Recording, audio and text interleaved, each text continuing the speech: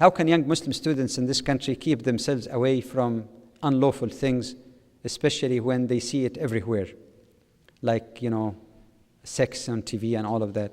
It is a challenge, and it is difficult. And that's why, as mentioned earlier, Islam as a complete way of living calls not only on the individual to be pious, but on society also to be clean.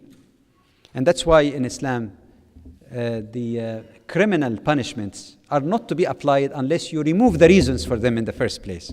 You don't punish for theft when there is hunger or injustice in society. You don't punish for these acts also unless you clean the society, because otherwise your purpose is totally defeated. So for Muslim students living here, I can only remind them of one of the saying of Prophet Muhammad, peace be upon him, that among 7 categories of people who will receive the mercy of God will be under his shadow and protection in the day of judgment, when there is no protection but God's protection, is shabun nasha'a fi ibadatillah, a young person, man or woman, who grew up in obedience to God. Why he specified young? Because precisely of this, the attraction, allurement away from the way of God. Secondly, a person's remembrance of God, remembrance of Judgment Day, and the punishment and reward is another help.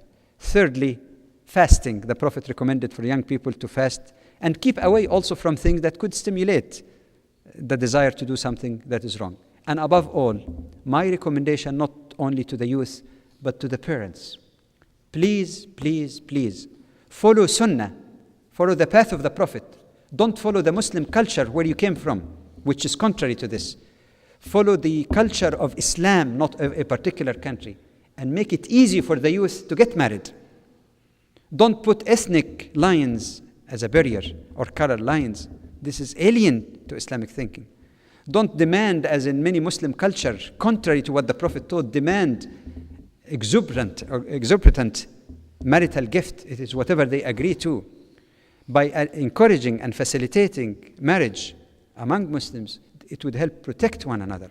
And my advice also to the young men, try to get married to a Muslimah, even though you're allowed to marry people of the book. Because for Muslim women who are girls who are living in this country, Islamically they can only marry a Muslim so that they can have their freedom of practice of their faith without intimidation.